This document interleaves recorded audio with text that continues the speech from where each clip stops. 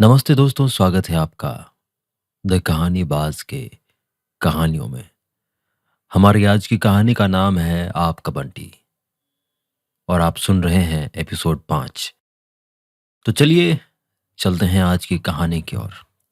कोई बात नहीं, धीरे धीरे वो इन बातों को भी समझ लेगा। जितनी समझ आ गई है वही क्या कम है। बाहर निकलकर आम के पौधों को देखता, बस कुल दो नई पत्तियां, कुल चार पत्तियां, और लगता वो तो उसके मुकाबले में बहुत बहुत बड़ा हो गया है। माली दादा कहते थे तुम्हारे साथ साथ बड़ा होगा। कैसे होगा मेरे साथ साथ बड़ा? कोई आसान है इतनी जल्दी जल्दी बड़ा होना? कोई हो सकता है? पापा ने इस बार उसे चिट्ठी लिखने को कहा था, पर उसने नहीं लिखा। लिखना तो खूब अच्छी तरह जानता है, लिख भी सकता है। पापा से कहा भी था कि अब वो जरूर बराबर चिट्ठियां लिखा करेगा, पर तब वो सारी बात समझता कहाँ था। तब तो उसे ये भी नहीं मालूम था कि मम्मी पापा की पक्की वाली कुट्टी हो गई है। पर अब कैसे लिख सकता है भला?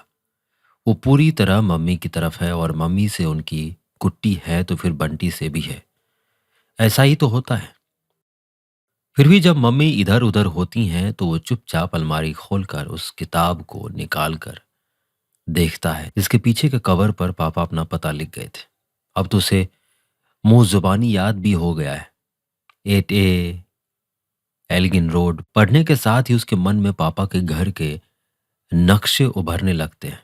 खूब खूब ऊंचा मकान, एल्गिन रोड के नक्शे उभरते हैं, कलकत्ते के नक्शे उभरते हैं, हावड़ा ब्रिज, जू लेक्स, बॉटनिकल गार्डन्स, बिना तने का खूब बड़ा सा बड़ का पेड़, पीसी सरकार का जादू, और फिर इन सब को दबोचती हुई कुचलती हुई समझदारी उभरती है कि नहीं।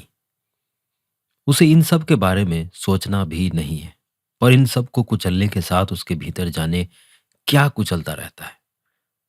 तब वो अपने आप से प्रॉमिस करता है कि कभी भी पापा की बात नहीं सोचेगा। मन ही मन किए हुए प्रॉमिस पर जब पूरी तरह भरोसा नहीं हो पाता, तब जोर जोर से बोलकर प्रॉमिस करता है। अपनी ही आवाज सुनकर उसके भीतर एक नया आत्मविश्वास जागता है। मम्मी आजकल पहले की तरह सारे दिन उदास नहीं रहती।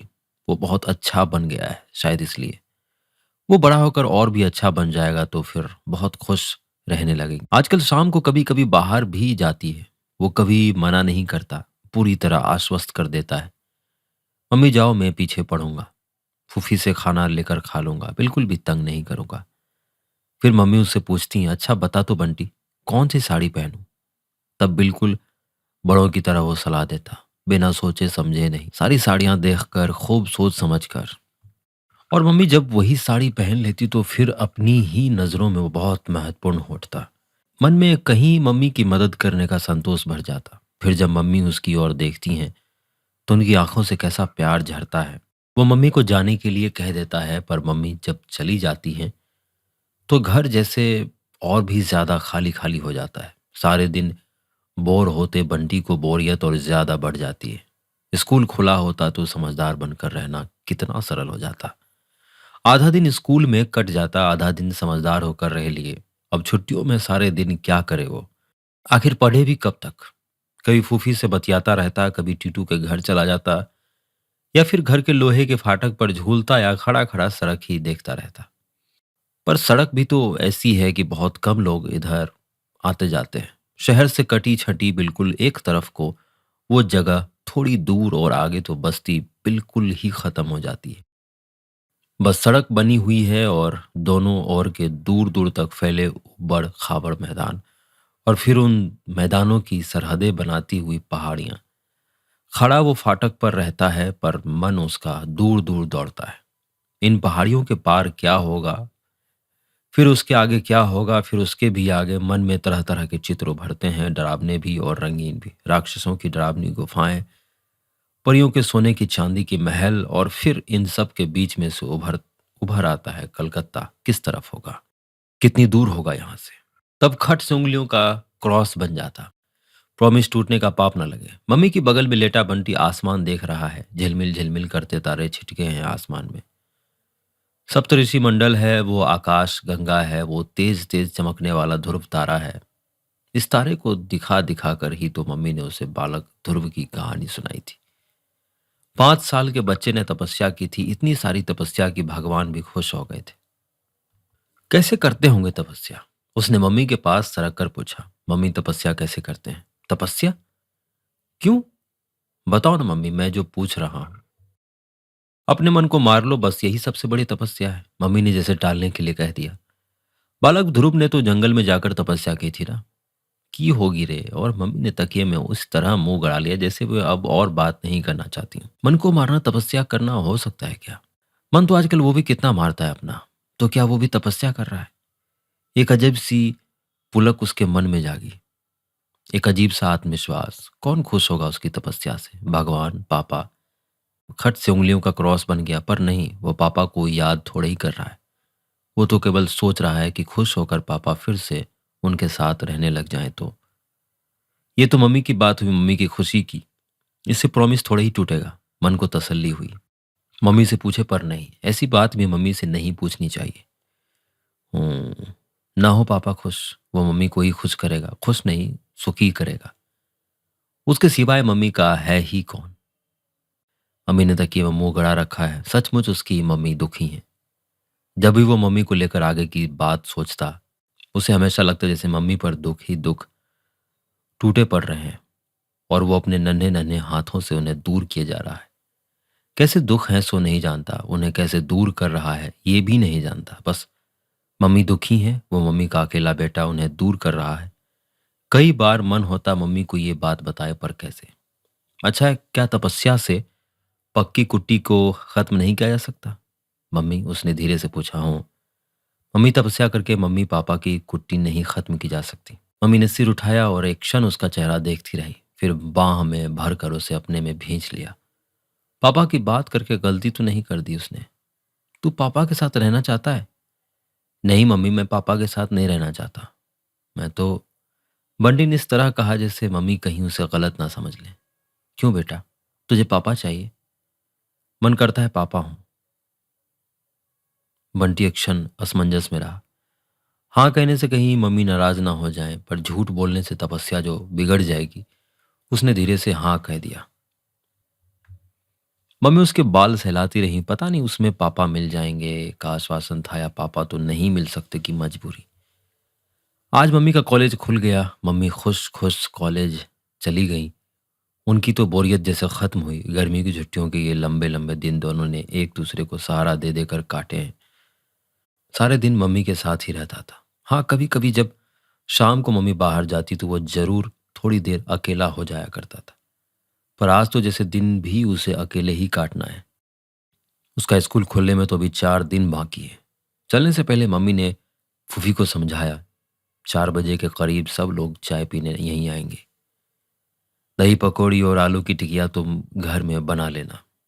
चिवड़ा और मिठाई मैं चपरासी के हाथ भिजवा दूंगी। मदद की जरूरत हो तो उसे रोक भी लेना। 4 बजे तक सब कुछ तैयार रहे हो। हाँ, मैं सब देख लूंगा मम्मी, तुम जाओ। चपरासी क्या करेगा, मैं मदद करवा दूंगा फूफी की। मेरा राजा बेटा। मम्मी ने प्यार से काल थपथपाया और चली गई। बताओ फूफी, क्या करना है? ए ले, अभी से करना क्या है? कुछ नहीं, जाओ खेलो। घर तो साफ कर लूं पहले। मम्मी की टीचर्स की पार्टी है आज, तो उसे बहुत काम करना है। के भाव से बंटी सफाई में जुट गया। कपड़ा लेकर टेबल कुर्सी पहुंच डाली। अपनी बुद्धि के हिसाब से जितनी साज सजा कर सकता था वो भी कर दी।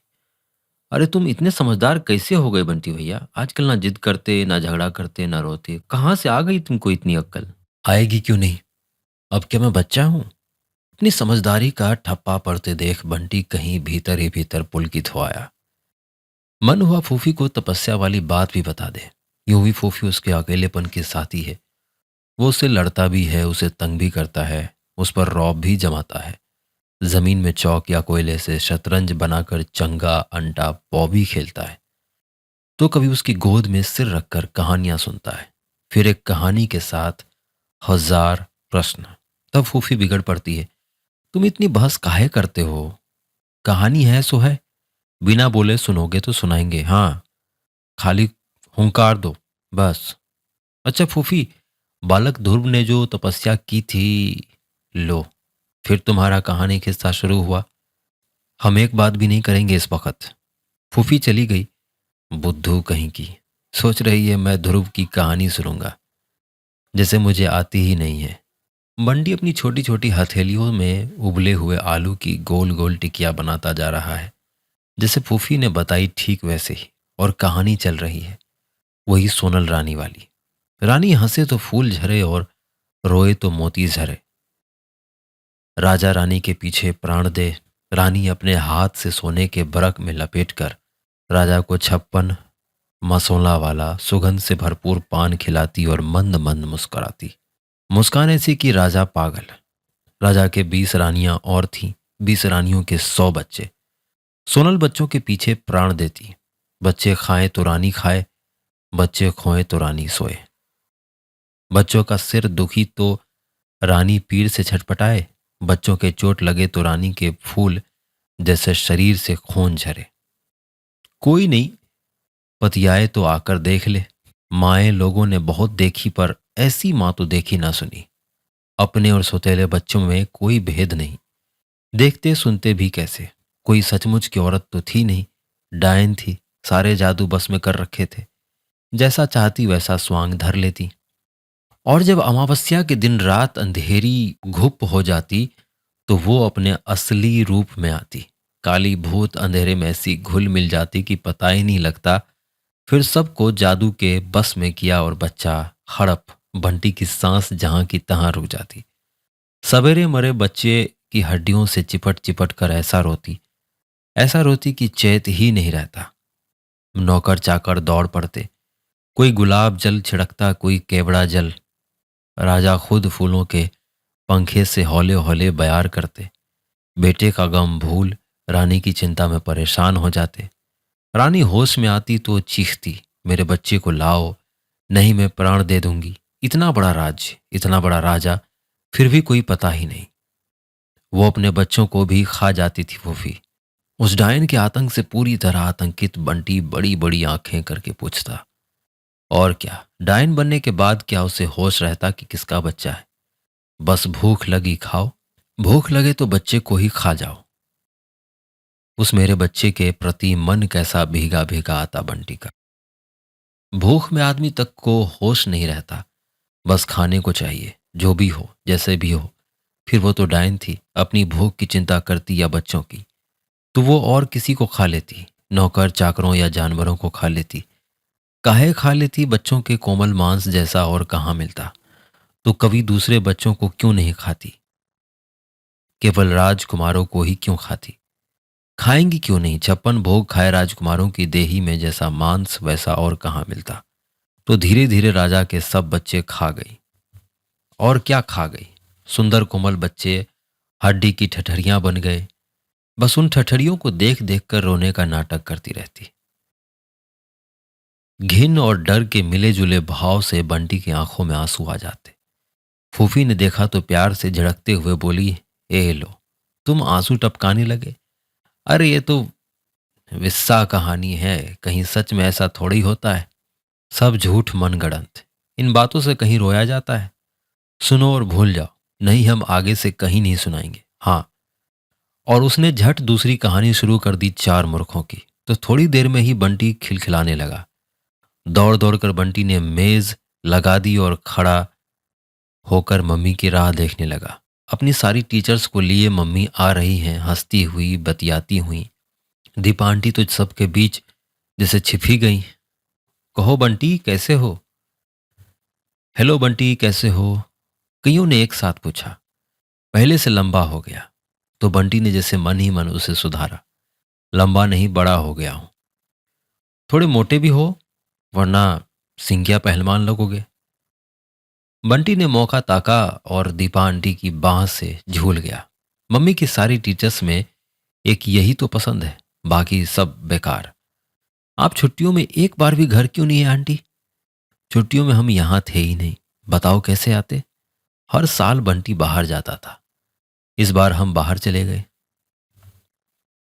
घसीटता हुआ दीपा आंटी को लॉन की तरफ ले गया अपने पौधे दिखाने के लिए। कहाँ गई थी आप? कलकत्ता। कलकत्ता? बंटी जैसे एक क्षण को बंटी जैसे एक क्षण को पुलक आया। एक कुर्ती सी नजर मम्मी की ओर डाली। वे सबको लिए बरामदे की सीढ़ियां चढ़ रही थी। आपने क्या क्या देखा वहां? कैसा है कलकत्ता आंटी? बहुत बड़ा और बहुत गंदा। एल्गिन रोड देखी आपने? नहीं तो लीजिए। एल्गिन रोड भी नहीं देखी? मैं क्या वहां सड़कें देखने गई थी? क्या है एल्गिन रोड में? कुछ नहीं, वैसे ही पूछ लिया था। बंटी पापा की बात नहीं बताएगा। किसी को बताना भी नहीं चाहिए। अब तो वो सब समझता है। दीपा आंटी अंदर जाने लगी तो उसने जल्दी से मोगरे के दो तीन फूल तोड़े और बोला, नीचे झुकिए, मैं आपके जूड़े में लगाऊंगा। हंसती हुई दीपा आंटी झुक गई। लगाना आता भी है? और नहीं तो क्या, मम्मी के बालों में रोज मैं ही तो फूल लगाता हूँ। ये सब पौधे भी तो मैंने ही लगाए हैं। अपने पौधों की बात करते समय बंटी के मन में उत्साह और गर्व जैसे छलकता है। अपने पौधों की बात करते समय बंटी के मन में उत्साह और गर्व जैसे छलक पड़ता है।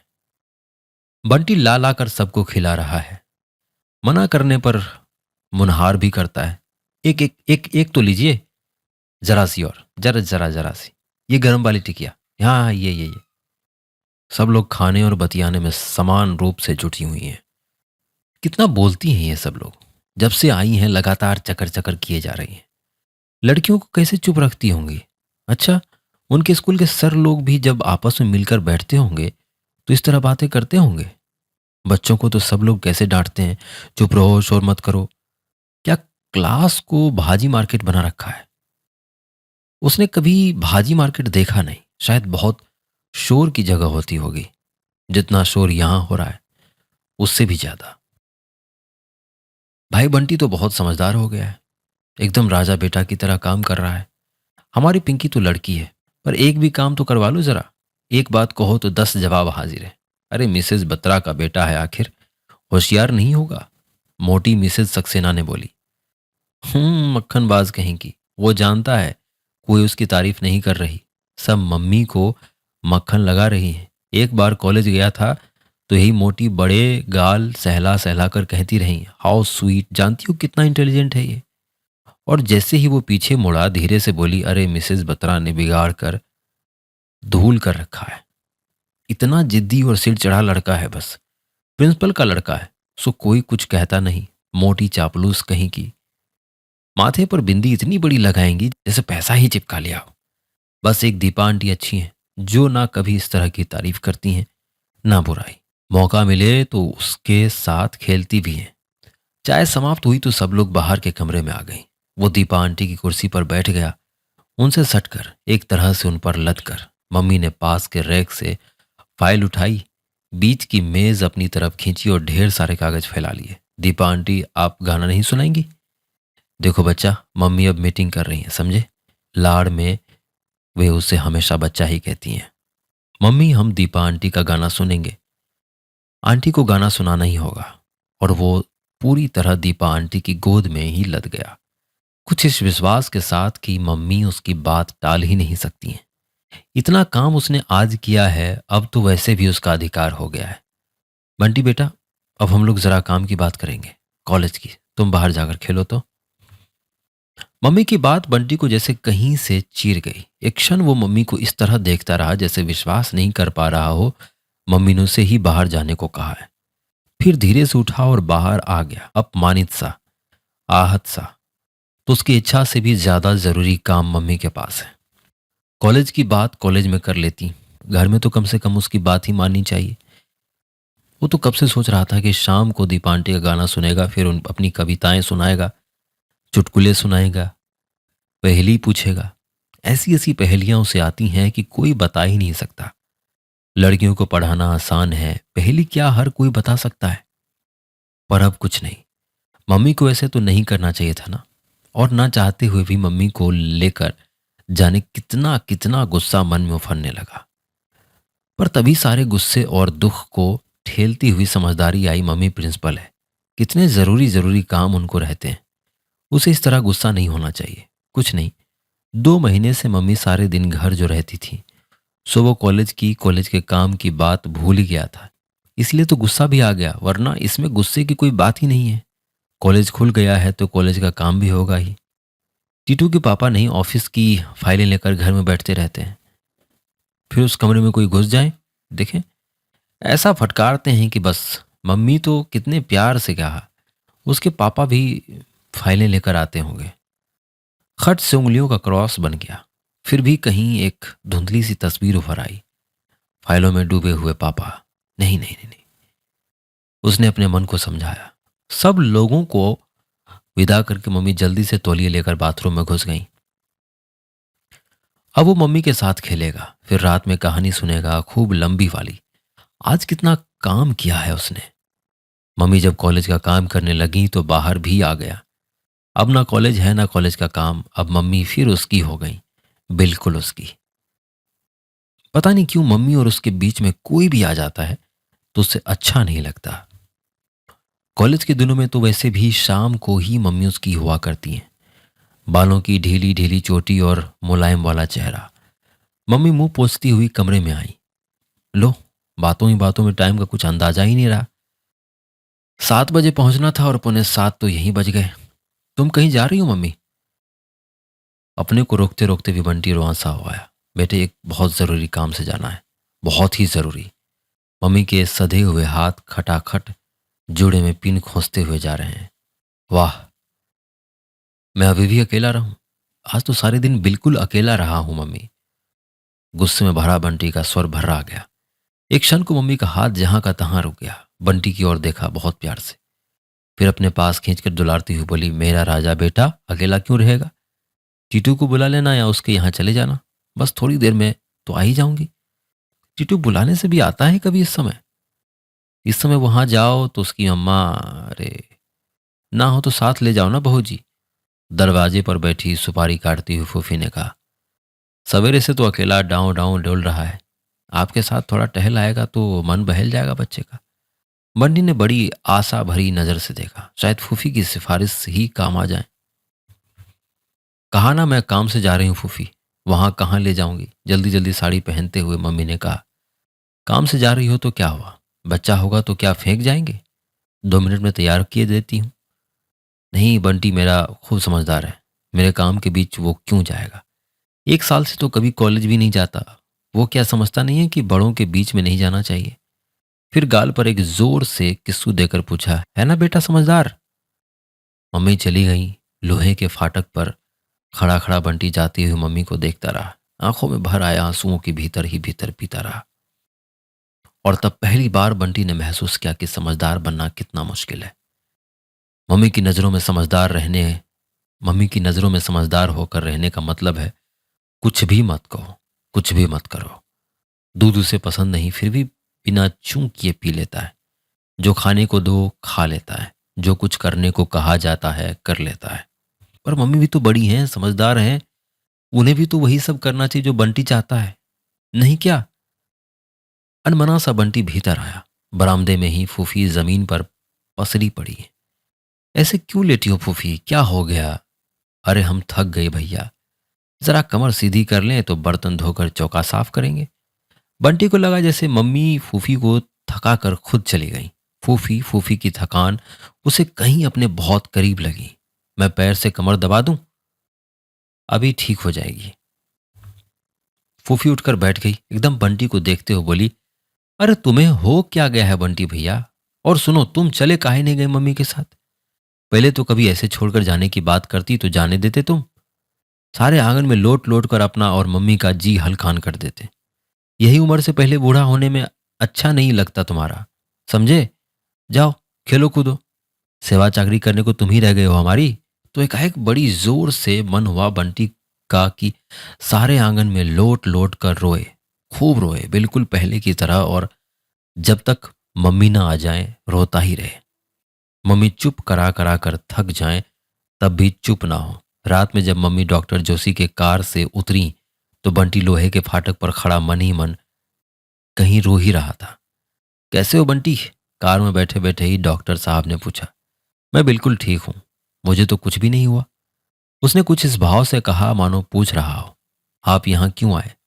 डॉक्टर साहब की लगाई हुई सुइयों का दर्द और डर में फिर ताजा होकर उभर आया। अंधेरे में ही मम्मी को देखा, वे भी बिल्कुल ठीक लगी तब। और रात में जब वो मम्मी की बगल में लेटा तो बराबर प्रतीक्षा करता रहा, मम्मी कुछ कहेंगी। उसने आज जितना काम किया उसके बारे में ही, पर मम्मी तो इतनी चुप है, मानो उन्हें पता ही ना हो कि बंटी भी उनके पास लेटा है। मम्मी उसके पास लेटी बाल सहला रही हैं, पर उसे लग रहा है कि मम्मी उसके बाल नहीं सहला रही। मम्मी उसे देख रही हैं, पर नहीं, मम्मी उसे देख भी नहीं रही। मम्मी, हाँ, तुम तो बहुत ही ज़रूरी काम से गई थी फिर। था रे एक काम। मम्मी तो शायद उससे बोल भी नहीं रही, और तब बंटी का मन हुआ कि फूट फूट कर रो पड़े। हमारी आज की कहानी में बस इतना ही। मैं आशा करता हूँ आपको ये कहानी अच्छी लग रही होंगी। इसी तरह बने रहिए हमारे साथ और सुनते रहिए द कहानीबाज। धन्यवाद।